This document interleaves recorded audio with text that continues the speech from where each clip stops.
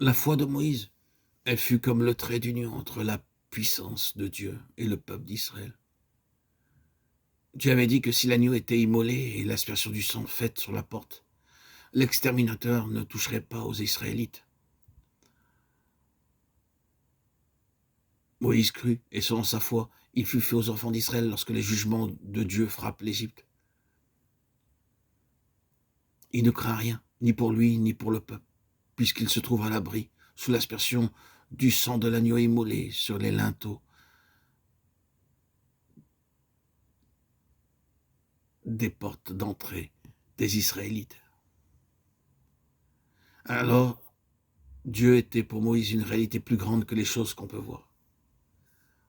Pour Moïse, l'invisible était plus réel, plus tangible que le visible.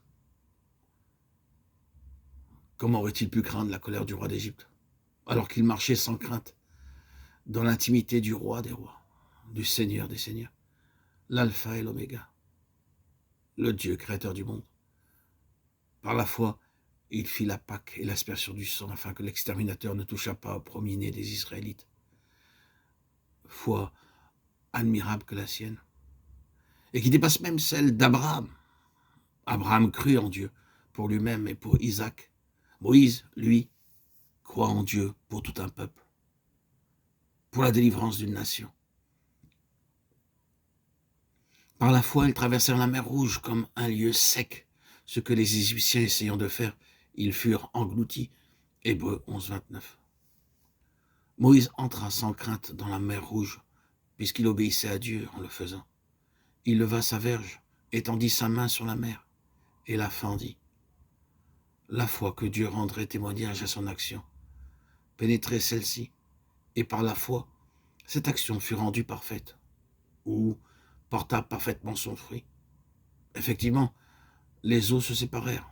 Israël traversa le fleuve, malgré le danger immédiat qui provoqua la mort des Égyptiens. N'en va-t-il pas de même aujourd'hui? Et la foi peut-elle suivre un chemin qui, sans la parole du Dieu vivant, serait un chemin de mort? Les Égyptiens voulurent suivre Israël et ils furent noyés. La copie de la foi, une foi imaginaire, est une chose insuffisante à l'heure de l'épreuve.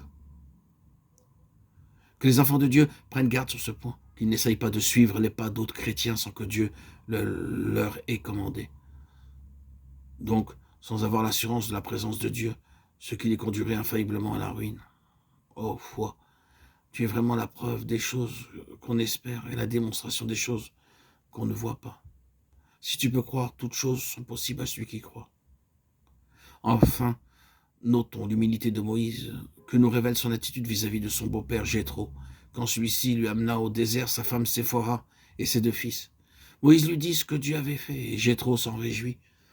Mais voyons Moïse siéger du matin au soir pour arranger les différends qui surgissaient entre les individus et pour consulter Dieu en faveur du peuple. Il suggéra l'établissement de chefs et ajouta « Si tu fais cela et que Dieu te le commande, tu pourras y suffire. » Exode 17, 23. Nous voyons aussi que Jéthro devient comme l'une des mailles de cette chaîne d'événements qui conduisit Moïse toujours plus près de la montagne, en une communion toujours plus intime avec Dieu.